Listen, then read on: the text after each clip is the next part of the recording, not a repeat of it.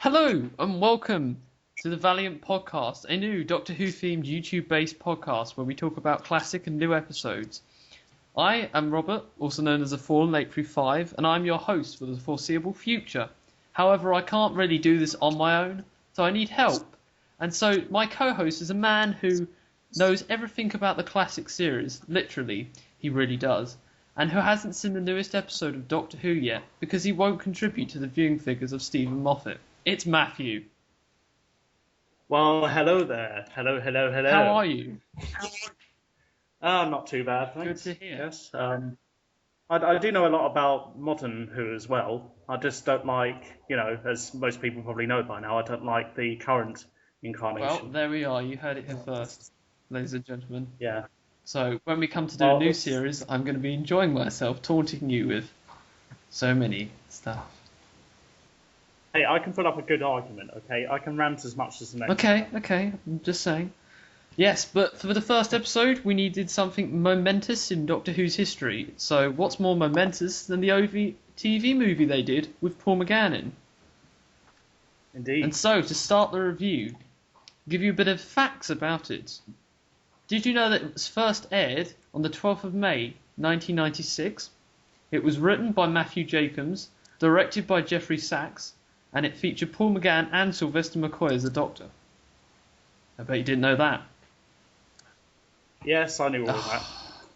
Skip to the parts I don't know. You can never help some people, can you? Well, I'm doing this for the listeners' viewing in case they've never seen the movie before. So. Listeners' viewing? Yeah, they're viewing pleasure. Aren't they viewers then, not listeners? They're both. Okay, if you say so. Okay, and the pre-say. The Doctor is an alien time traveler from the planet Gallifrey. He's transporting the remains of his nemesis, the Master, back to their homeworld. However, the Master is not dead as the Doctor thinks. The Master's essence escapes and sabotages the TARDIS, the Doctor's time machine, causing it to crash land in San Francisco on December the 30th, 1999. The Doctor requires beryllium atomic clock to repair the TARDIS, but is shot as he leaves and is taken to hospital. The Doctor's seventh regeneration is triggered by a surgeon confused by his alien biology. While the Master takes over a paramedic's body, he needs a Time Lord body to survive and to be able to regenerate again. So he needs the Doctor. This newly regenerated Doctor must fight to save his own ape body and stop the Master from sabotaging the TARDIS and destroying all of Earth by midnight on December 31st. Anything you want to add? Midnight tonight. Yep, I just want to say you forgot that the soundtrack was, well, the score, whatever you want to call it, was by John Debney, mainly, and also a couple by John Thaxton and a guy called Louis Febre. I don't know how you pronounce that surname, but something like that. I apologise for the bad pronunciation. Yes, indeed. We don't pronounce everything very poshly on here, do we? Okay, so let's get to the good points first, because there are loads of good points that we found out anyway. Oh, yeah. Let's start with the music and the soundtrack. Now, we are going to play you a snippet of the soundtrack. However, we can only play less than 30 seconds due to copyright on YouTube. Which, yes. Really? How did you find that out? Because, well, I'm a YouTuber myself, and I know that. So, here it is. Yeah,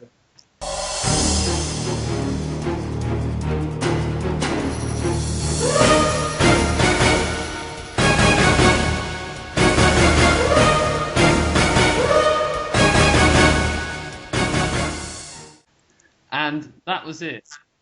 So I hope you enjoyed it. Now let's get on to it. What do you think of the musical score, Matt? I think it's fantastic. I mean, as I said in the document I sent to you when we were, preparing our notes, I especially like the soundtrack when, at some points during the film, when it uses this, I don't know, it sounds like a violin or something. It's probably just synth, but when it's emphasizing how eccentric the Doctor is, how unusual he is, especially in two scenes. The scene where the Doctor and Grace are escaping from the International Technological Institute of Advancement and Research, or whatever the hell it's called. And so the bit near the end, where the Master was absorbing his body. All right. Yeah. Cool. But that's my 2 bits. What about you? Well, at the very beginning, when the Master sabotages the TARDIS, the music there used is very uplifted. It's very action-packed. Oh yeah, It definitely. shows like the mood of it. It's well scored, if that's the right word to use. And also on the motorbike scene chase, which really adds a new layer Oh to the yeah. whole scene. And did you notice, speaking of scores, actually the scene where you see Chang Li for the first time, he's running away from those gangsters. It plays this almost, maybe I'm analysing it too much, but it plays this sort of almost tribal sounding sort of drum Really? theme. I thought that was Oh, interesting. well, Yeah. I never noticed that. Yeah, it's weird considering he's not. It sounds African, but he's blatantly not African. Well, So. it's many layers to the soundtrack. And listen Yeah, to it over and yeah. over again and pick up new elements of it. It is good It soundtrack. is. It is. Anything else you want to say about the soundtrack before we move on to the next thing? And that was the one other moment of the soundtracks I really enjoyed. I said soundtracks then, oops. Doesn't matter. This is our first was, episode. We can do anything.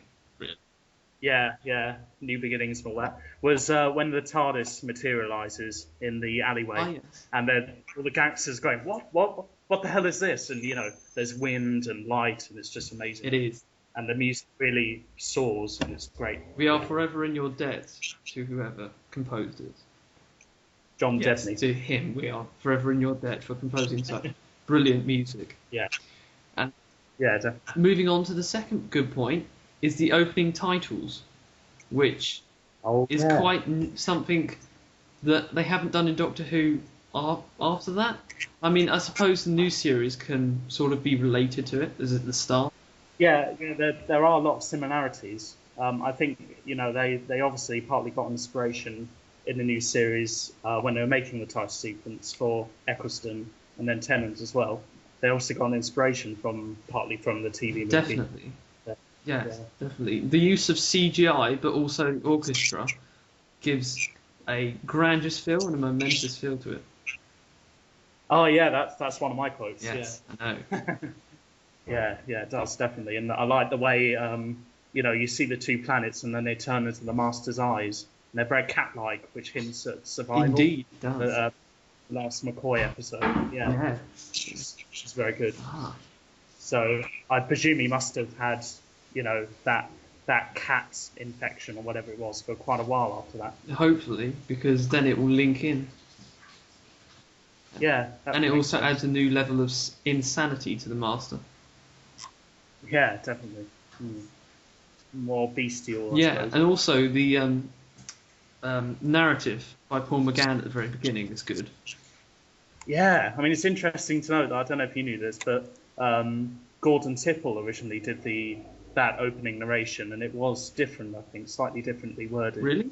But but when they cut Gordon Tipple's involvement down to just an on-screen cameo, without any lines appearing, they decided to use Paul McGann as the narration. Well, instead. it works so well with Paul McGann. Yeah, I think you can actually find the Gordon Tipple original narration on YouTube. Yes, the link will probably be down below, along with the link to the opening titles and the soundtrack. Yeah. But anyway, I feel like I've said a lot now, so Yes, you want to well, contribute? yes. Well, you said mostly what I was going to say for the opening titles, so I can't really say much more than that. Oops, sorry. That's all right. Only that up until that point in Doctor Who, the opening titles weren't anything to be excited about. I suppose it got people excited just in the opening credits. Yeah, definitely. I mean, it definitely also, I think it was designed to appeal a bit to especially fans of the 70s Doctor Who, because if you notice, it's based on the original tunnel, or the time tunnel from the Tom Baker Doctor Who intro. So John Pertwee. That's obviously what it's based on. Yeah, it probably is. And it obviously there's an element of nostalgia. Yeah, and it's also good for people who've never seen Doctor Who before as an introduction. Yeah, definitely. Because they explain about the Master and about the Doctor and about Gallifrey. Yeah. I mean, obviously, I can understand people said this before about how the opening narration does feel a little bit rushed, and it might have confused a lot of new people, a lot of American people, but I don't think it was too bad. I mean, it's easy for us to say that because we already know what Doctor Who is about, but there we go. Yes, but for people Yeah. who've never seen it before, it's a very good way to get into it. Yes, indeed. And now on to our next point. Sylvester McCoy, who we see at the very beginning of the movie, is great as a returning role after Survival, which was the last thing we saw him in. Yes, yeah. And Definitely. even though he looks much older in there, he still can play his part very well. He still gives the essence of the Doctor.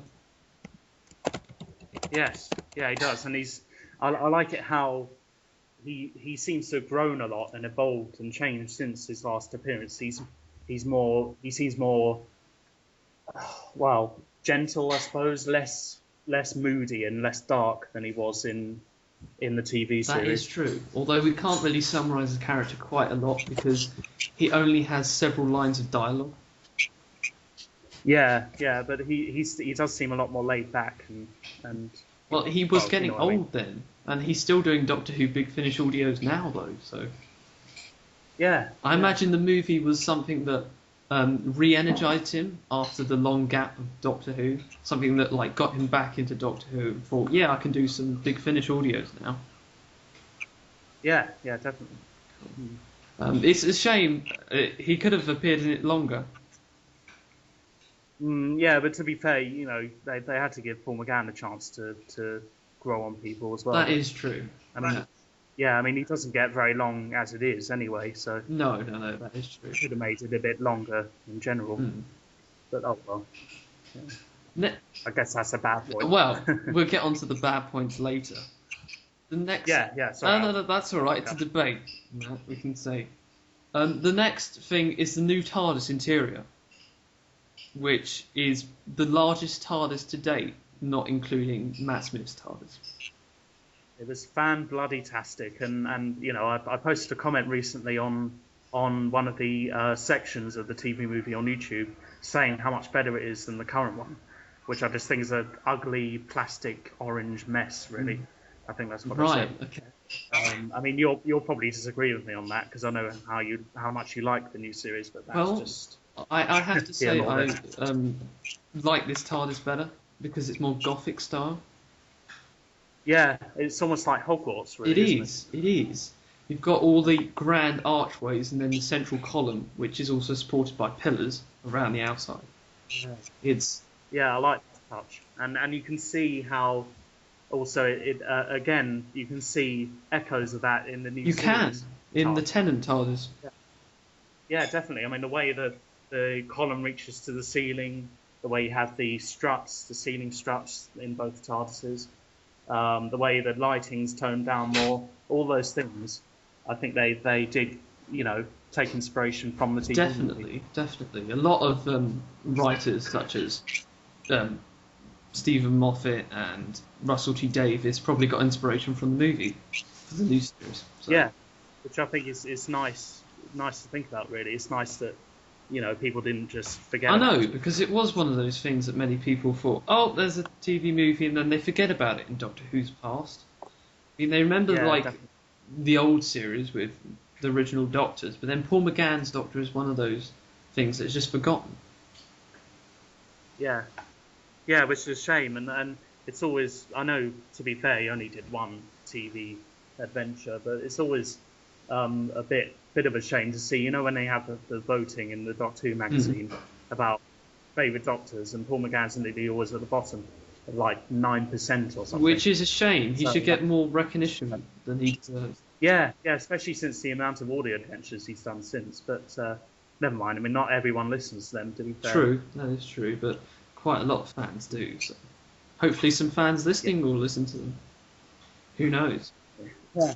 Hopefully, yeah. I mean, I highly recommend the Big Finish audios. I mean, I have listened to and I own now the first two series of the Paul McGann Big Finish audios, and they were fantastic. They were really good. Yeah, I'm just trying to think of an example of a good episode, but there are just so many of them. They were all quite good, really, to be honest. I mean, obviously some were better than others, Yeah. but Anyway, we're meant to be talking about the TV movie, and I'm No, digressing. no, it's fine. It's fine. You have a valid point there. So let's Yeah. move on to our next point, which is the actor who played the character of Chang. Now, Yes. what do you think of Chang? Do you think he is right for the role? Do you think he should be in the movie? Do you think he was a pointless character? Or... I think he was okay. I wouldn't say he was my favourite character in it, obviously, but I think he was very naturalistic. He was the most, probably the most naturally played out of all of the characters. Because Grace gets a bit sort of wacky, a bit over the top, but Chang Li's always very human, which I thought was Yeah, because he succumbs to human emotions and human. Yeah, and I think a lot of it was good that a lot of American people, especially American youths, could relate to him. Really. Definitely, because he like succumbs to greed when the master is showing him the money in the TARDIS. It's like, and when he tries to steal the Doctor's belongings. Yes, so he's more human. Yeah. And if you want to know who he's played by, it was... Now, I'm probably going to say this wrong, so bear with me. It does have an unusual name. Yi Zhou. I'm guessing it's Yi So. So. I'm guessing the T is silent, but I'm not sure. Well, there we are then. Yeah, and he has gone on to do some Doctor Who Big Finish audios. That's right. Yeah, I heard that he was in one with Daphne Ashbrook. Yes. Funnily enough, although they obviously weren't their characters from No, TV because movie, apparently they can't be for legal reasons. which is a bit. It is, but they did but- play unit officers. Yeah, that's right. And I think the guy who plays Chang Li, Yi Ji So or whatever, he was also in that webcast, that classic Doctor Who webcast, the Colin Baker one. I think it's called Real Time with the Cybermen. Oh, well, Yeah, I recommend that as well. I mean, I've seen brief clips from it, and it looks good. huh. Yeah, Cool. and also something unusual about that is that the Sixth Doctor in that, his costume is the blue version, the unofficial blue version that you see a I lot. see. Oh. Yeah, that he never actually wears in the TV series. Well, go and check it out then. For everyone who's listening, go and check out the webcast. Yeah, definitely, and Sharda as well, because we did talk about Sharda briefly when we were messaging each other. Yes. So check out Sharda as well, Paul McGann, if you're a fan of him. Yes. Yeah. Now, onto the Master as an entity, as a snake/demon thing. Oh yeah, it had two names, didn't it? Both of them are unofficial. Obviously, it was called a death worm, I think, or something Right. like that. I think it was a death worm, or a morphant. I'm not sure which one I would choose. But, which one would you prefer? I was really going to go with the whole snake demon thingy. Oh, okay, snake. I know it's probably completely unofficial, but hey ho, I don't mind. Yeah, never mind. But yeah, it was good with the scene of the Master's possession. Yeah, definitely. It's almost like a horror movie. Really, It wasn't is. it? It's much more. It is. It's very dark, Yeah, much more dark, like you said. Yeah. which we'll get onto later as probably a negative point. But yes. Oh. Another factor of the Master is his ability to hypnotise people with a glance. Yes, indeed, because I mentioned that, didn't I? Because they seem to have, well, not forgotten about it, but they don't seem to reference that in New No. Who. I mean, I know that he did a mass possession, sort of, in Last of the Time Lord of the Sound of Drums, but it wasn't quite the same thing. No, it was wasn't the same thing as, say, previous Masters. Yeah, it was more like subliminal messaging, whereas before it was full-on hypnotism. Which was much better. And it's more realistic, Yeah. somehow. Yeah, although it was, I have to admit, it was good. But the subliminal messaging thing in, John Sims' episode, that was good. True. Which we probably come to review sometime in the future. Yeah, that would be a good episode as well. Yeah. Anyway. On to Grace Holloway as a character. Yeah. Now then. She was played by he's Daphne not- Ashbrook, Yeah. who has gone on to do numerous other roles since. Yeah. I can't remember what else she's been in, actually. Neither can I, so we'll let the people find out for themselves. We're such great hosts, aren't we? Yeah, definitely. I remember I'm sure she was meant to be at that convention that I told you I went to, that Dominic went to as well, or Cisco, as he would be called on YouTube. The Greatest Show in the Galaxy back in May, I think I it was. see. Ah. Yeah, she was meant to be going to that because Eric Roberts was there. Pretty much the whole cast of the TV movie was there, but for some reason she wasn't. I don't know why, because she was scheduled to be there, but I never saw her. So, Grace as a character. But anyway, yeah. Anyway, before we get off onto some random tangent, Grace as a character. Didn't do that. Yeah. Good, bad? No, I thought she was good. Yeah, yeah. On the whole, I mean, obviously there are bad points, and we'll go on to that later. I don't want to be constantly raving about how good the TV movie was, but no, I thought she was a fairly good assistant. Yeah. What did you think? She was okay. It's just, I have a few problems. One being that maybe you don't need two main companion characters, because I know Chang was a character who could be a companion. Well, Chang was more like the Master's companion for most of it, wasn't he? You can say they were both companion characters in different ways. And I feel that with those two characters in, you didn't get to see them fulfilled as much as if you had just one character. Yeah, I guess so. Although they did establish a lot of backstory for Grace. Well, not a lot, but they did a bit. You had the stuff about her boyfriend Brian, who was a bit of a douche. Brian, dear Brian. Brian. It's a bit of a weird name for an American, isn't it? I don't hear about a lot of Americans called Brian. Well, who knows? People might be listening to this and they may be called Brian. They might come from America. Yeah. Well, I'm sorry for any American Brians that might be listening. I mean, I doubt it. Jeez. Can't go insulting people on the first episode. Brian, don't say that. Yeah, but apart from that, her character was good, well acted. Yeah, and I especially enjoyed the bit where they're at the ITAR building, where the Millennium Clock is, or whatever it was called, and they're offered champagne, and Grace goes, "Oh," and the Doctor pulls her away, and she goes, "Oh." That was good. Very. The bit in the ambulance where she's like, he thinks he's the Time Lord. Oh yeah. Oh yeah. And, did you know Madame Curie too? Was she as good kisser as me? As well as you. That was a good point about the Master, by the way, as we were talking about them earlier. The way he said "as well as you," almost like a professor from a university, shows how the Doctor's not the only one who's educated, who's clever. No. I mean, just because the Master's the villain and he's a monster doesn't mean he can't be clever as well. Very good point. See what I mean? Very good point. Yeah. Anyway. On to the regeneration scene in the movie. Yeah. Because that was awesome. It is one of the rare episodes in Doctor Who where we get to see a regeneration. And what, rare? How is that rare? You see regenerations all the time in Doctor Who. There has only been 11 of them, and think how many Doctor Who episodes there have been. Oh, yeah, I see what you mean. I thought you meant as in how many regenerations have been seen on the screen. And I was going to say, there's only a couple that haven't. Exactly. In fact, only one, I think. Paul McGann's, obviously. Yes, but the transition from Sylvester McCoy to Paul McGann was weird in one way. Yeah, the whole Frankenstein. And the whole weirdness with the face, moving and moulding, and like it was some sort of clay face. Indeed, and I like the way how there was this documentary about, they were talking about the regenerations, all of them together, in one of the Doctor Who DVDs. I can't remember which one it was. But anyway, and they spoke about the TV movie Regeneration. Joseph Lidstow is a writer for Torchwood. He's quite a funny guy. He was saying how Sylvester McCoy, because he's brilliant at gurning anyway, pulling funny faces.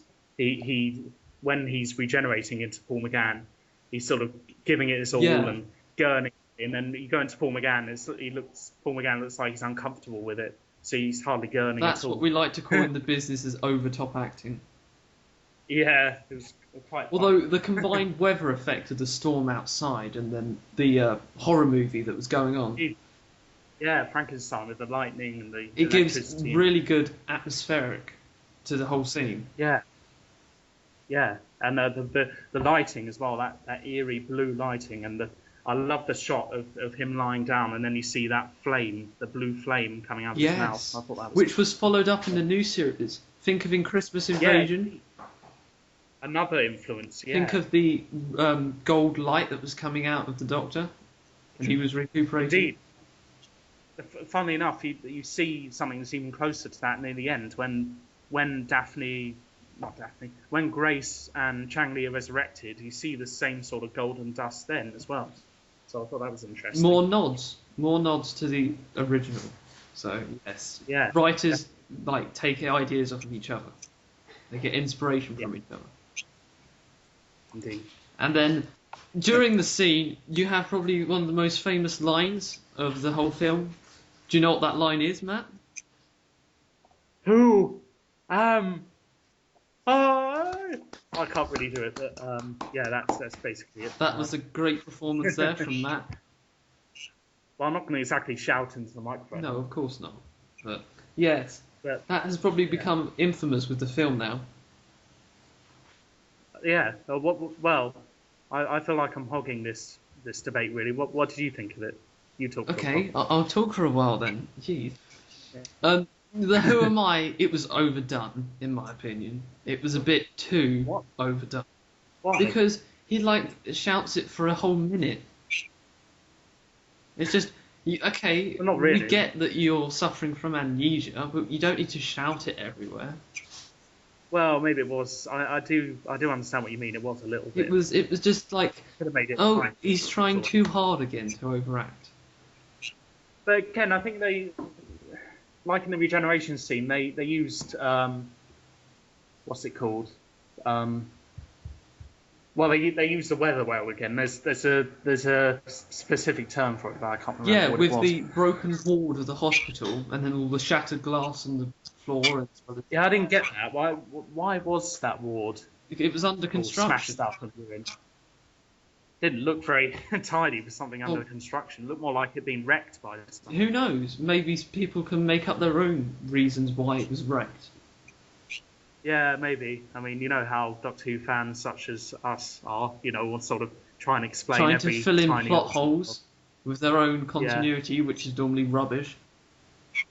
And speaking of which, there's another plot hole. Isn't Yes, there? but we'll get onto that later.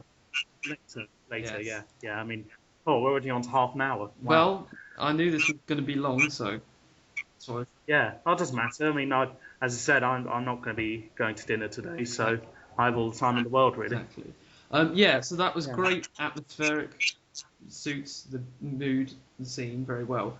The sonic screwdriver, which has been updated slightly from when we last saw Sylvester McCoy. Instead of being like a dull grey, I believe it was. Well, hang on a mo.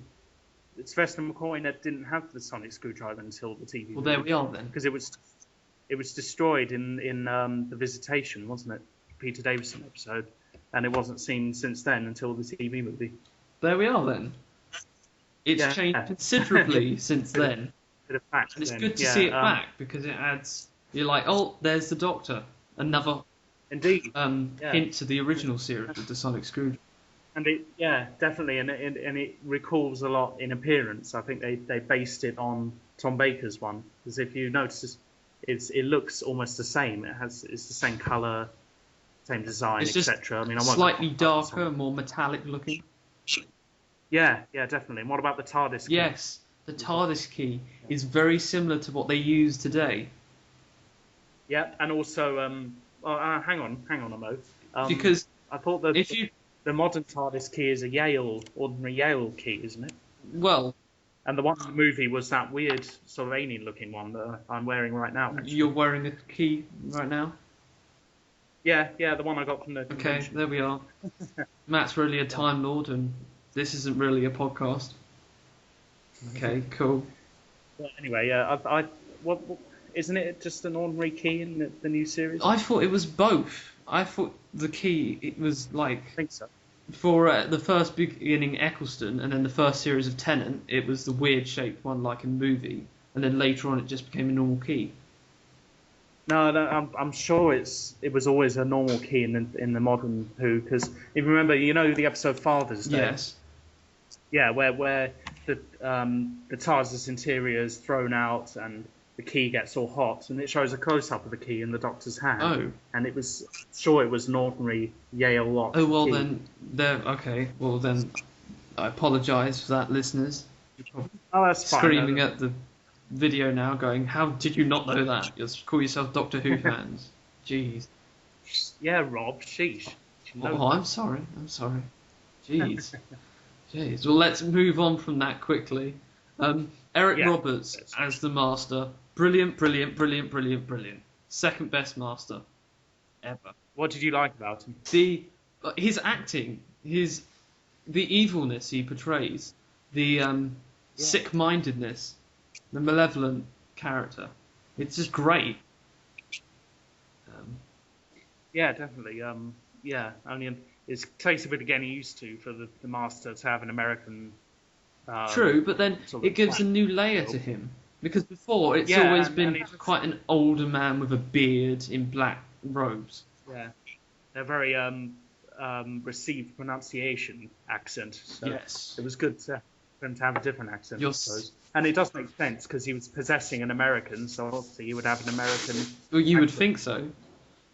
And the favourite line of his is like, "You're sick, Bruce. Why, thank you." Oh yeah, thanks. I'm trying to think of my favourite line. I always dress for the. Icky. Oh yes. See, he had such a stage presence, such a aura about him. Which really sums up the Master in one. If only he would have carried on as the Master. Yeah, well, I mean, I did kind of disagree with you there, but we'll probably talk about that later. Yes, we probably will. Yeah, when we're getting to.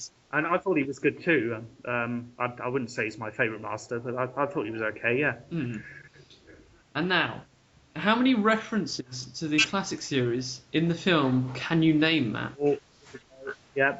Really? You want me to do it, or do you want to do it? I'll let you do it. I want to see how many you can get first, and then I'll have anyone. Okay. Well, trying to think. Well, obviously, there's the sheer fact of McCoy being in it. That's obviously a reference to the classic series. Yes, I meant the subtle ones that were put in. Oh, well, yeah, I guess so. Well, it's subtle in a way, because obviously Americans probably wouldn't know Sylvester McCoy. Yeah, but most of the people watching this aren't American. Well, it was aimed for the True, but there was more British viewing figures than American. Yeah, 9 million around. Yes, around about that. Yeah.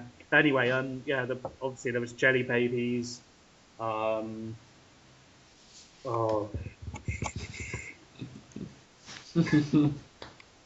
It should be easier than this. In the TARDIS interior, in the back, you see the Seal of Rassilon. That's a True. You see that in the new series. No, you don't. They kind of replaced that with that weird Gallifreyan pattern with all the circles and lines. That is true. Any more you can think of? Yeah. You hear the cloister bell, don't you? Yes. Yeah, the cloister bell. Obviously, the cloister room as well. We'll get onto that in a bit, because that looks a lot different from when it was in Logoth. Yes, it does indeed. Yeah, much better. But anyway, trying to think of other references. There's one huge one about his past. Really? Go on. Well, when he's talking to Grace and still trying to remember who he is, he remembers playing as a child in the fields on Gallifrey with his parents. Oh yeah. Because didn't the Third Doctor talk about that as well in the Time Monster? I believe? Yes. Although you don't really know who his parents are, really. No, because otherwise that would take away a layer of his mystery. Obviously. Yeah, when I can say it. Yeah, but yeah, and also obviously, like we said before, the TARDIS key is a reference to the classic series because it's the same key that, again, the Third Doctor had. In fact, there are a lot of links to the Third Doctor in the TV. Think about it, to his era. There is. Because the logo is the same, True. isn't it? Just different colour. You have the same TARDIS key. the fact that he rides on the motorbike, that scene, same kind of thing that the Third Doctor did. Yes. Um, Do you know what episode the Third Doctor rode on a motorbike in? Oh, I must have done it in one episode. Wasn't it in? Do you know one of the ones where he's more famous for riding a motorbike? Because I do. No, I'm going to get this wrong. I know I am. Was it the Damons? No, it was this very last story, Planet of the Spiders. Oh, of course. Yeah, because there's that huge sequence where he's riding on all those different vehicles. Yes, which must have taken ages to film, and Riz. John Pertwee to do it. It's like his final call. Like, I'm going to do this and start. That was pretty crazy, though, that scene. There was a hover boat, wasn't there? It was. There was a motorbike, there was a helicopter. Yeah, speedboats. Hopefully we'll come to review that episode in the future. Yeah, because I have it in DVD. Obviously not with me because I'm at uni at the moment, but I know you do as well. I own quite a few Doctor Who DVDs, man. Yeah, I'm very G-louse of you. Yeah, more DVDs than me. Yes. So the Cloister Room. The last time we saw it was in Logopolis in episode 1. Logopolis in episode 1. And it was a bit like a church graveyard with overgrown reeds. Yeah, when he was a stone seat. He was standing there in there talking with Attic. Yeah, stone pillars. It was quite dark, secluded, and small.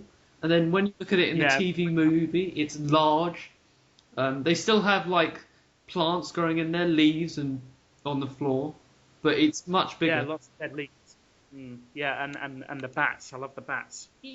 Bats. Yes. Although, were they really bats or were they just holograms projected by the ceiling? I don't know. I can kind of imagine the Doctor keeping a couple of pet bats, to be honest. I can imagine doing that. I think it would be better if they were actually holograms that were projected by the ceiling. Yeah. Because I can't really imagine him keeping bats. I just can't imagine him. Why not? Because the Doctor doesn't really keep pets. Yes, he's had K9, but that was a robot dog. I can just imagine it being a hobby of his. Maybe there were alien bats that didn't need feeding or something. I don't know. Let's not go down that route because we're going to the thing that I like to call bullshit continuity. Yes.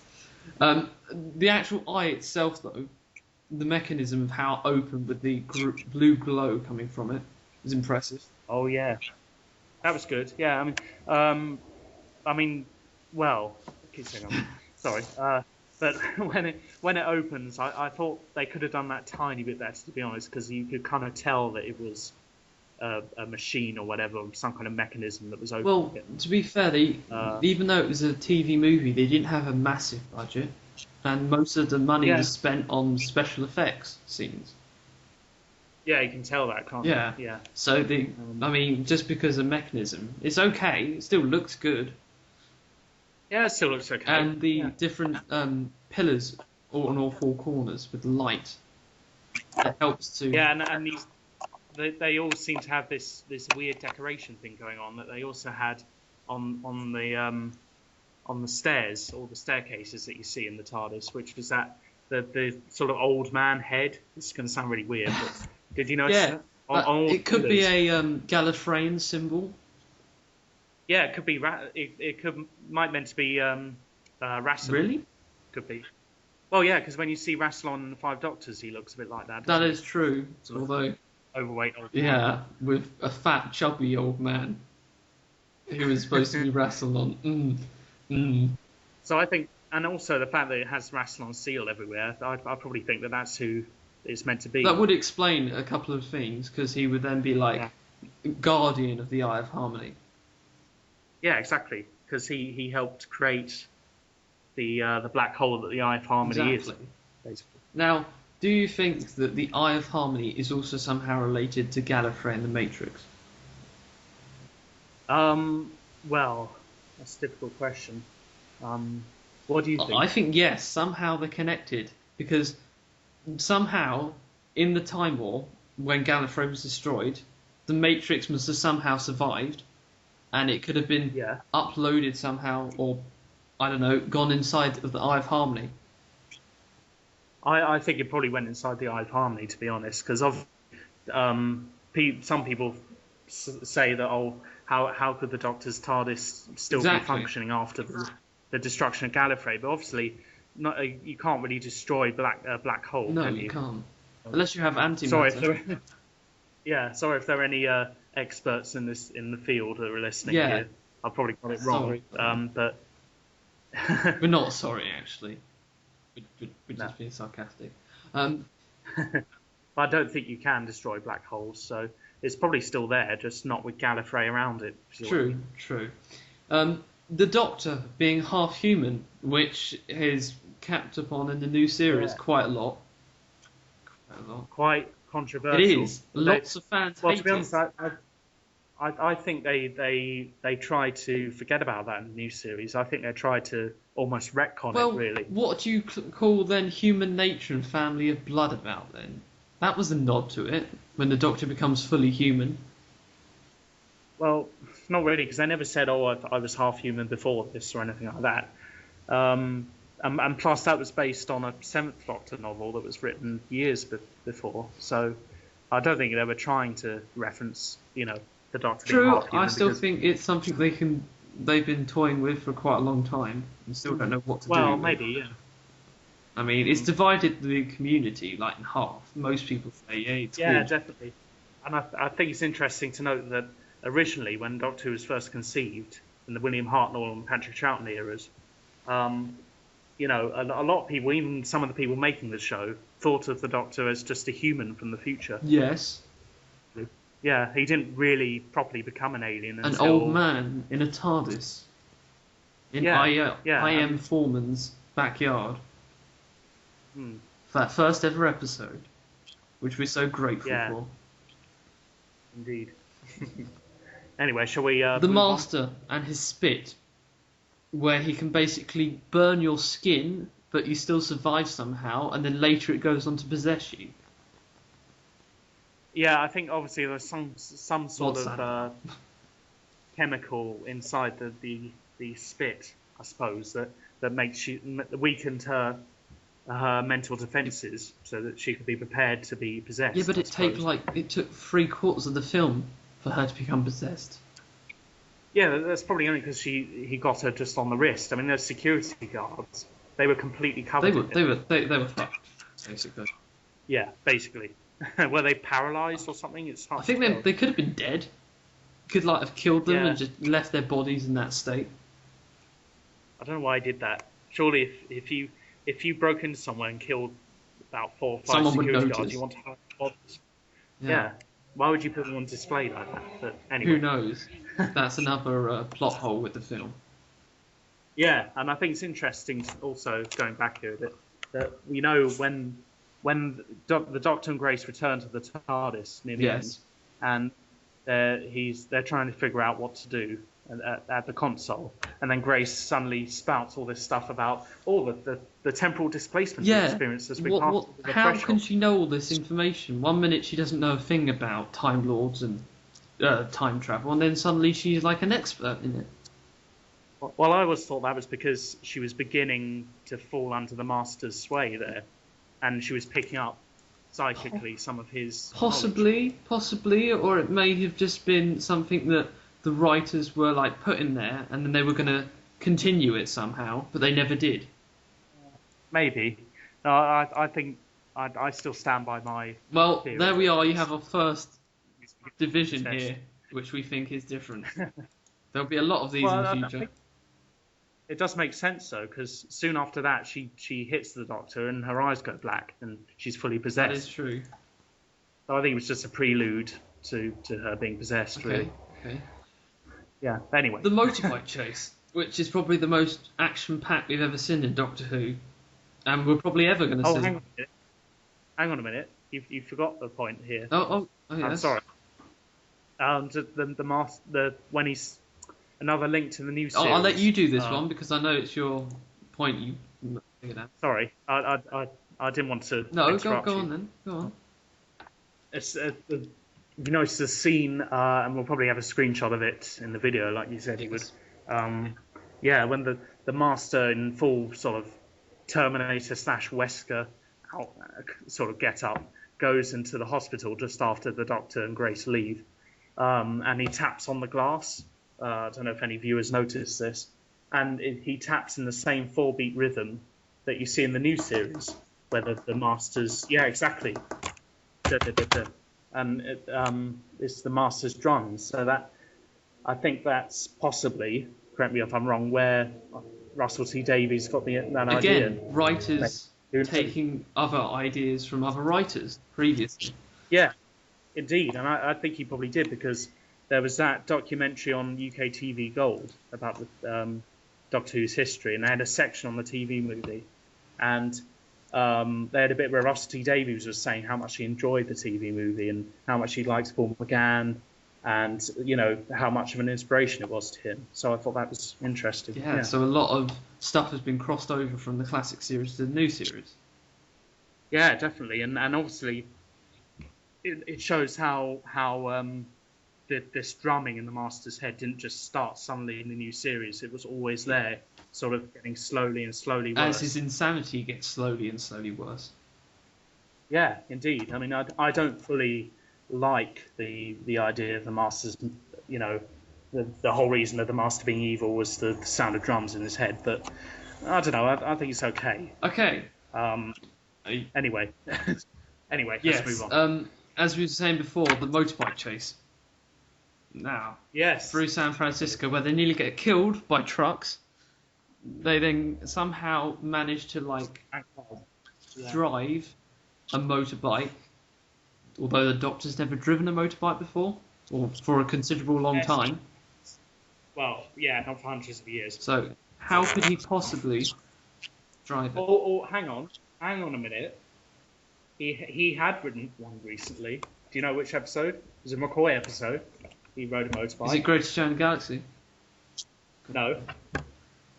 It was the most recent one, actually, Survival. Really? Yeah, because I think he had a showdown with one of the cheetah people on a motorbike, I think. Okay. They sort of, I'm I'll sure take your word for that. Yeah, because I have Survival on DVD, and I remember that. Okay, well there we are then. It's something that... Yeah. Again. Another link to Survival. Again. Yeah, and there's many links to Survival in there. Yeah, and like we said before, many links to John Pertwee's era as well. Definitely. Now then... Yeah. Anyway, the holographic ceiling in the TARDIS, which I absolutely loved, and they didn't they didn't follow this up in the new series whatsoever.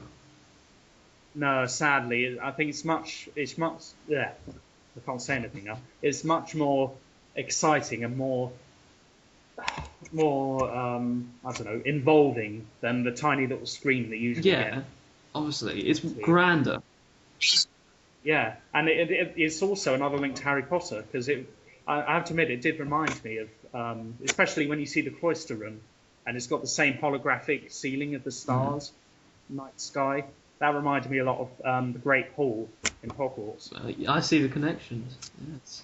Yeah, you see. Okay. It's very in depth when you think about it. Yes. Well, there we are. Not just sci-fis that are taking hints of each other; it's genres that are taking hints of each other.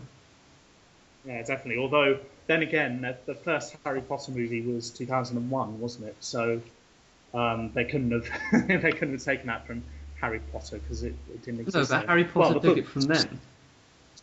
Yeah. Well, maybe. Who knows? The books obviously existed, so maybe they got it from the first book. Who knows? Finally, the Masters. I'm going to say this is a death at the end when he falls into the Eye of Harmony. Oh yeah. Which leaves it open for many more adventures. That's right. I think we should discuss the concept of Eric Roberts returning as the Master at this point, if you don't mind. Go ahead. Yeah, I mean, I have to say, I disagree with you about him returning. I mean, as I said in my document, hang on, I'll just get it up. Yeah, as I said, well, I don't think he should have or would have remained as the Master if it had continued as a series. I mean, obviously, when he was sucked into the Eye of Harmony at the end, it was kind of implied that when that happened, his body was destroyed, because you see it kind of exploding. True. Yeah, and he was kind of rotting away towards the end anyway.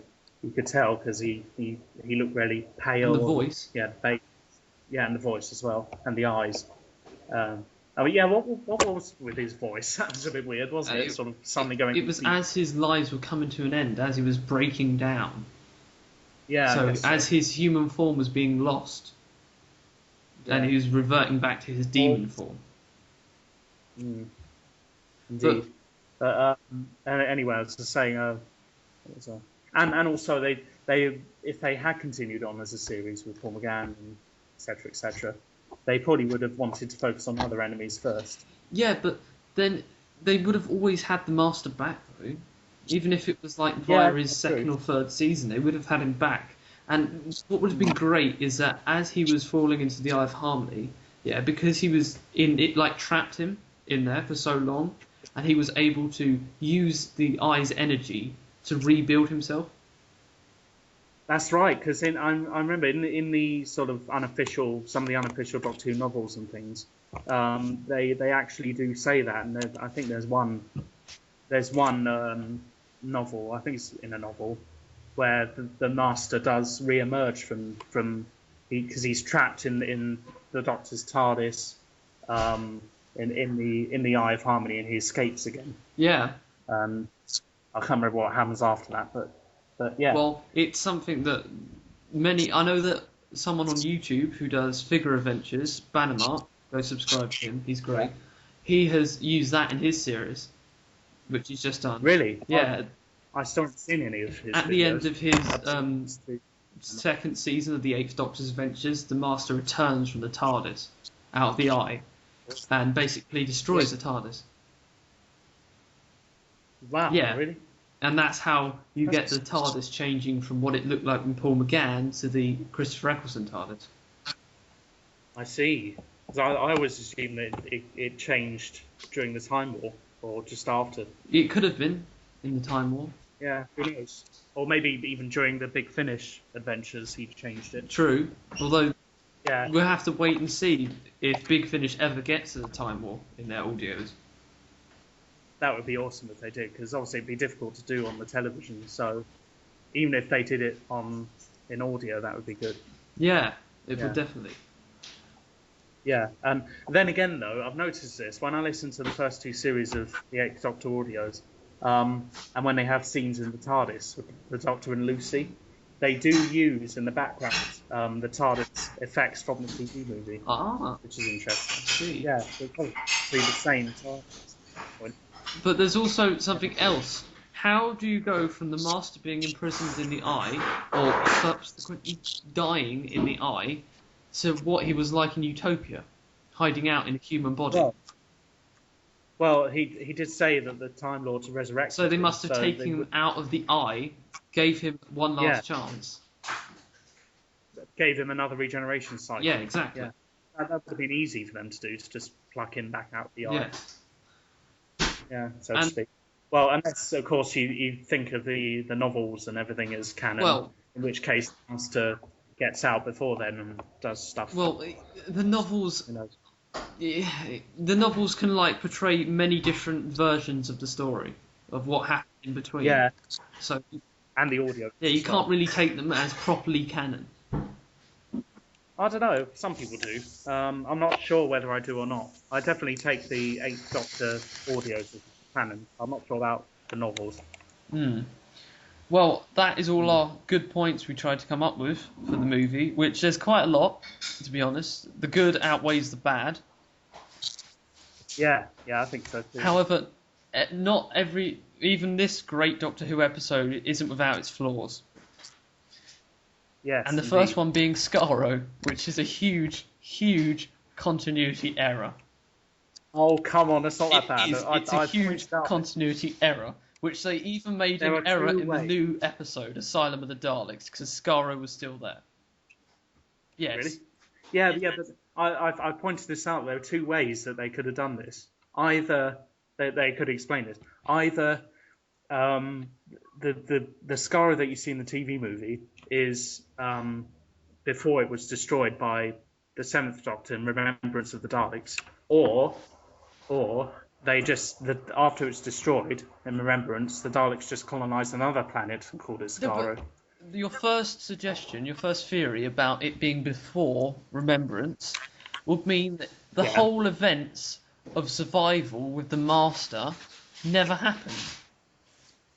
What? How? Because if you think about this, if the Doctor collects the Master's remains after he's been exterminated on Skaro, yeah, that's before survival. So technically, that means survival never happened.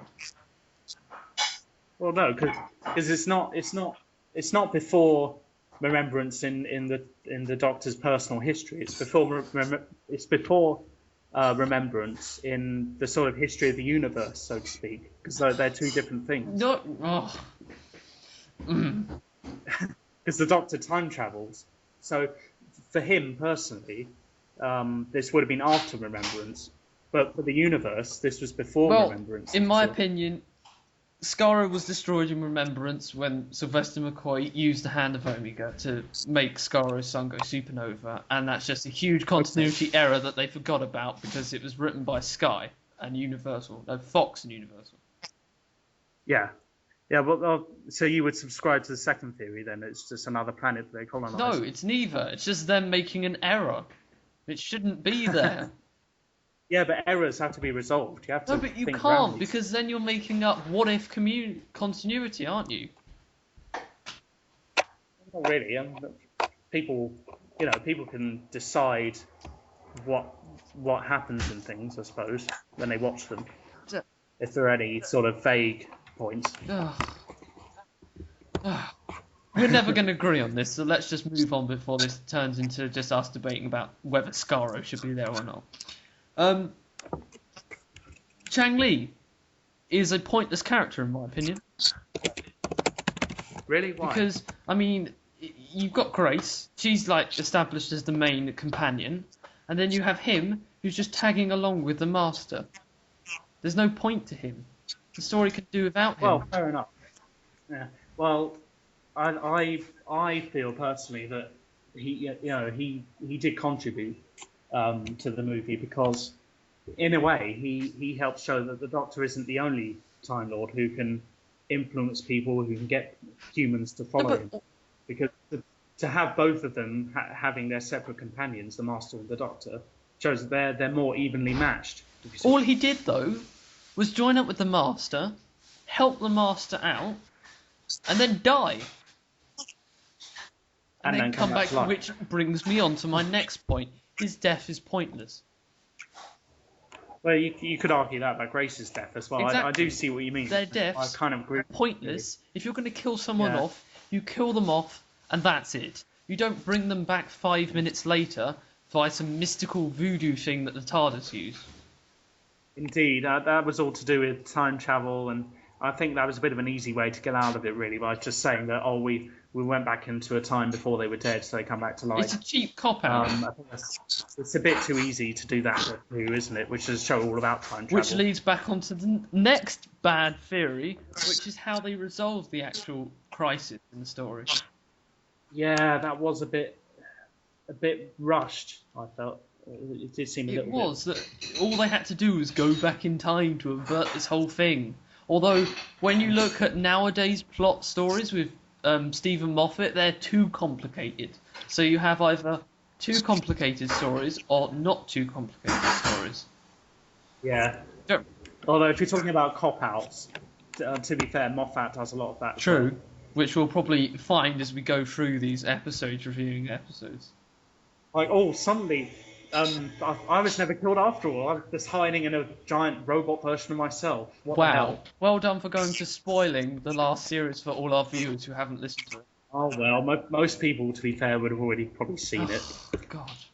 And it's crap anyway, so nothing lost there. Let's anyway, just not get into that now.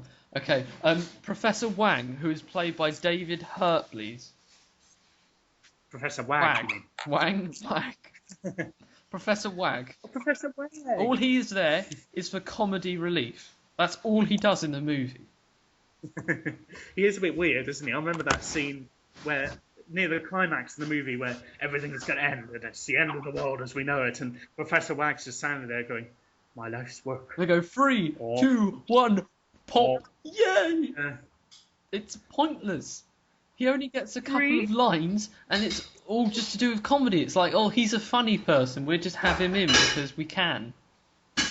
I think it's good how I see what you mean, and he is a bit of a pointless character. But I think it's I'm going to defend the movie here again, and I'm sorry about this, but I think it's good how they explore other characters as well. It's not just entirely about the Doctor and the Master and the companions. They also look at, for example, Gareth as well. Oh my He has god, the person who got. Oh, jeez, don't get me started.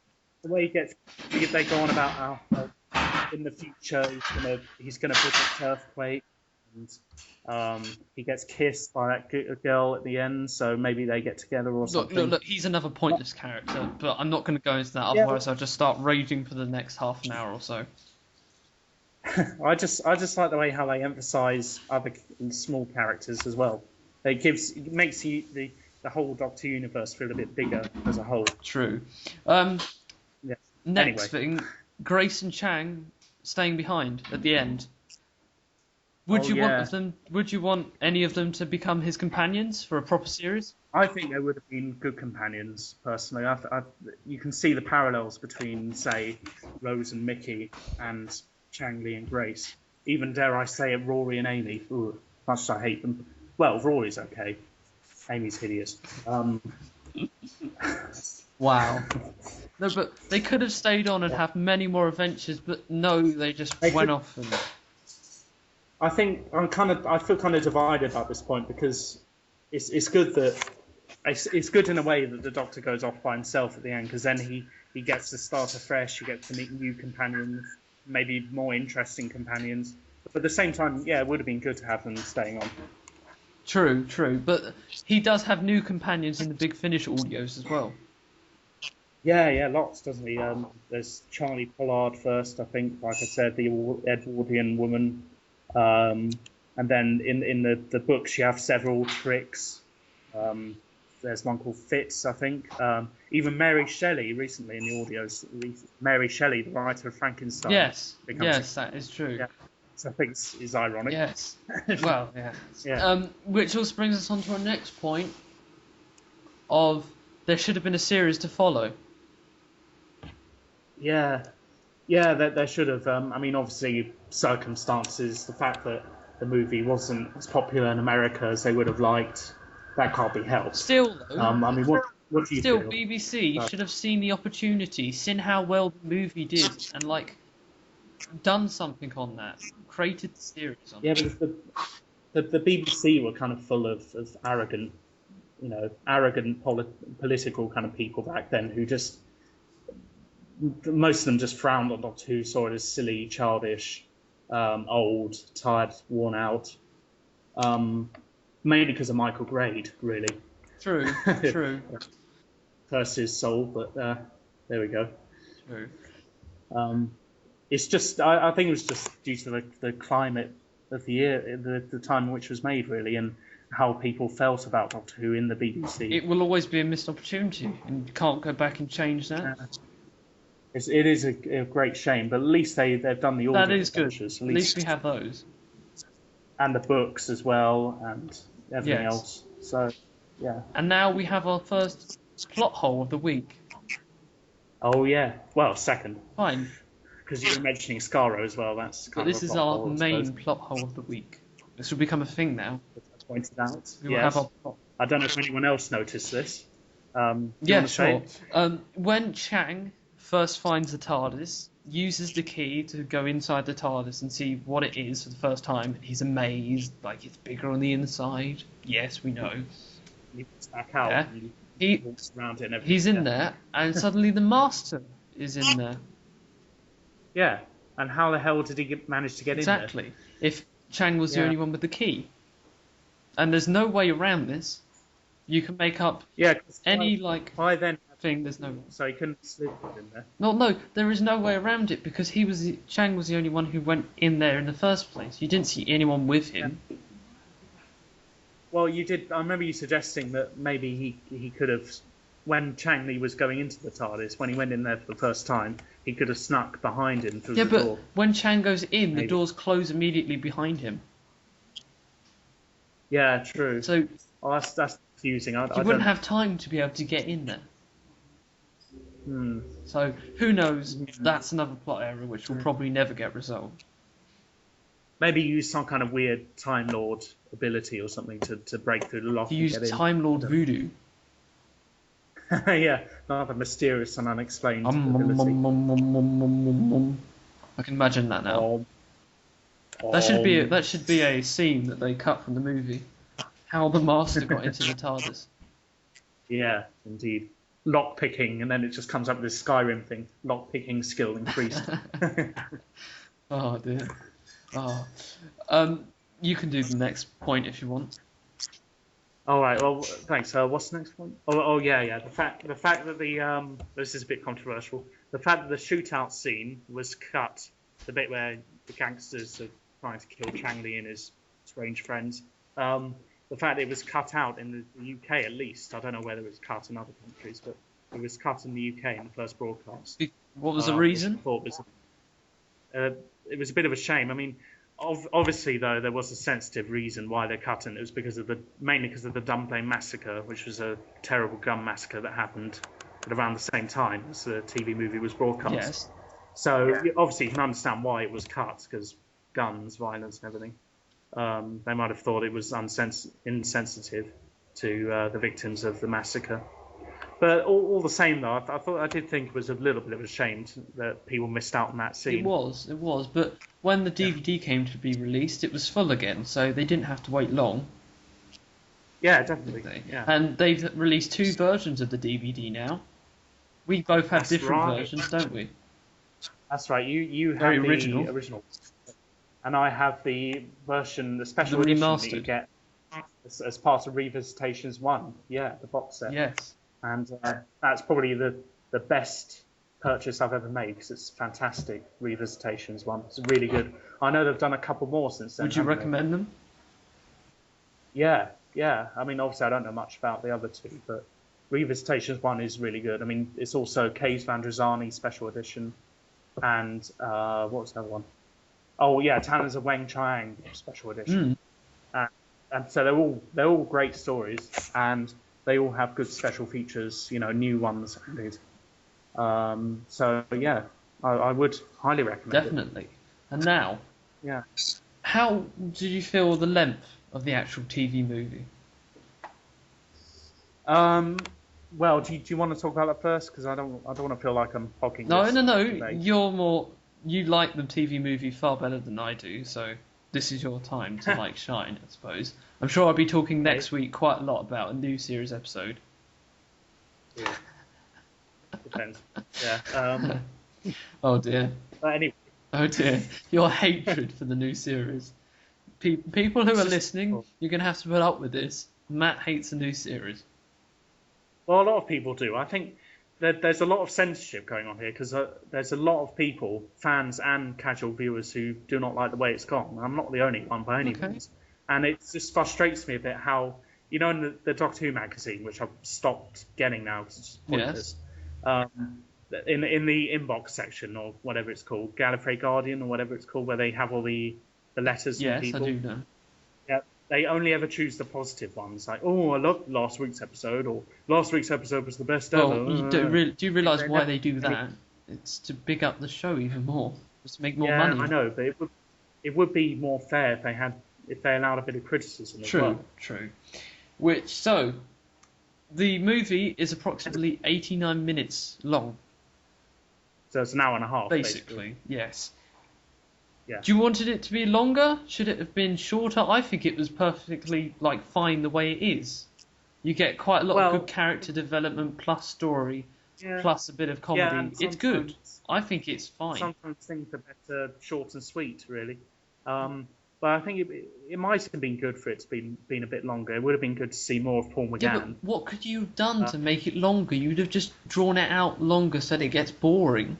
With it being fast, action-paced, you get it quick, you get it now, so you're more interested in it.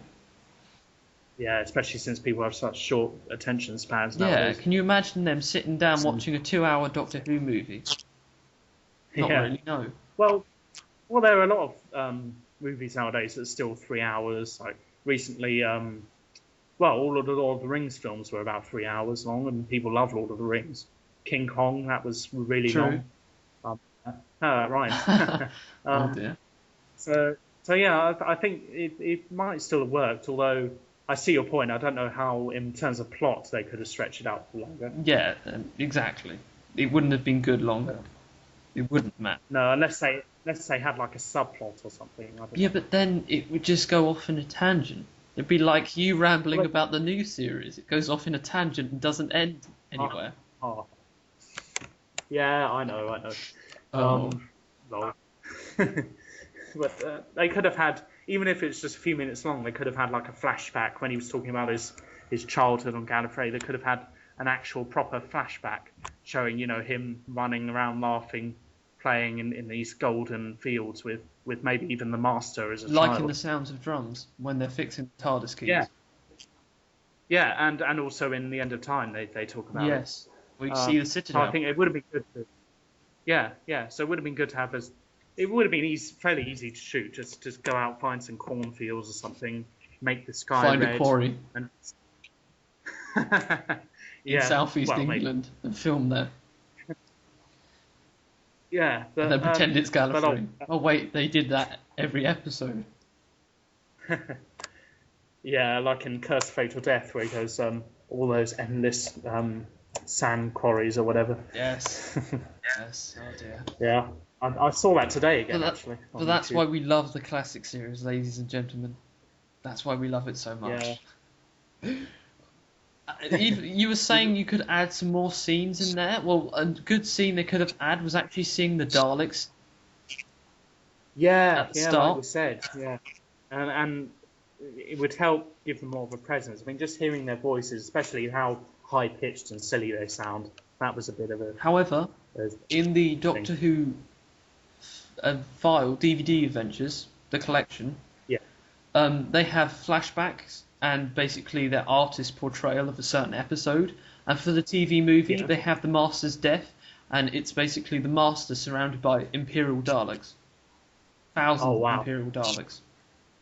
Awesome. What, like almost like it looks like in the most recent Dalek episode where they had all those Daleks on the podium. Yes, like that. But they're all Imperial, so the white and the gold from Remembrance. Yeah, I thought they would be.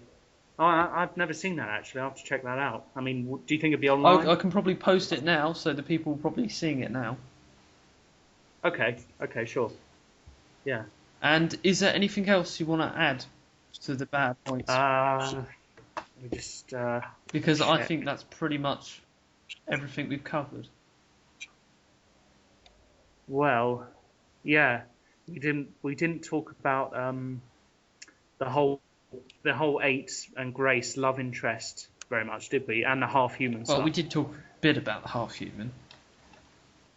Yeah, a little bit. But I know you want to avoid any reference to romance because that's just how you are. how dare you? How dare you? How dare you? Well, we'll mention it. That you can mention it now. Yeah, well, I don't know. What do you mean half human or the romance? Well, okay. I did enjoy the romance in Doctor Who. Does get a bit old, especially the new Doctor Who. But I like the way he sort of indulged Grace's romantic attempts, but in the sort of the way that you would patronise a child, and he holds back because he knows it's not really possible. Unlike in Tennant, it did get a bit old. He was just kissing every single woman that he met. It's even worse in Matt Smith's era. Yeah, Amy trying to basically rape the Doctor in her bedroom. Surprise. God, and don't even get me started on River's song. But anyway, that's for another time. For another time. So yes, and that pretty much is all the good and bad points. Now, overview and final thoughts. I'll let you go first, Matt, because you are the one who likes it more. Okay, thanks. Well, on the whole, obviously I'm a bit biased because I think TV movie is still possibly one of my favourite Doctor Who episodes ever. Doctor Who stories ever, I should say. But on the whole, I think the Doctor Who movie was good. I mean, obviously there are some flaws, but in terms of out of 10, I'll probably give the Doctor Who movie probably an 8. An 8 out of 10. What about you then? Yeah, yeah. Well, maybe a 7. Either 7 or Okay. 8. Okay, I would have to give it a 8 out of 10 because it was very good. It was probably some of the best CGI we've ever seen in Doctor Who so far, not counting some of Yep. the new stuff. Its story was very strong. It had good actors in, good characters. It had basically even amounts of story plus character development. But Yeah. It there wasn't is a confusing mess like Moffat true. episodes. There is severe plot holes which make it just like, ugh, you clearly haven't done your Oh, come research on. enough. There's only a couple of Yes, but even a couple are quite big, and they make stuff. They make you think, well, this isn't really. You don't really get a Who feel from it, and I know it's great and everything, but some Yeah. people might not think it's Doctor Who just because of these plot points. Yeah, true. I do get where you're coming from. So, Yeah. an 8 Yeah. out of 10. So overall, it would be a 7.5 for this week for the TV movie. That's Yep. what we agree. I hope you've been enjoying this review. I hope we haven't rambled on too much for our first episode, and I hope there hasn't been any background interference or noises. You're hinting something there, No, Rob. of course not. Ugh. But we'll try and get that sorted out for next week if it was bad. Hopefully it won't be. But, Yeah. so, thank you for listening. Yes, thank you for listening. It's goodbye from me. Yep, and it's goodbye from me as well, Tyler 7. Until next week when we have a very special review coming up. Because it's one that Matt absolutely hates, and I haven't told him this yet, so no. I'm going to reveal it now. No. Oh no. We are going to be reviewing Victory of the Daleks. Oh. And on that note, I leave you today. Thank you for listening. Rate, comment, and subscribe. Yeah. And just, we need all the support we can get, so hopefully you will show that. Yeah, definitely. Bye then. Yep, arrivederci.